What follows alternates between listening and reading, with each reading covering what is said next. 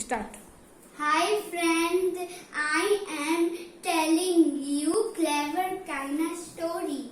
Long ago, there lived a clever bird Kina.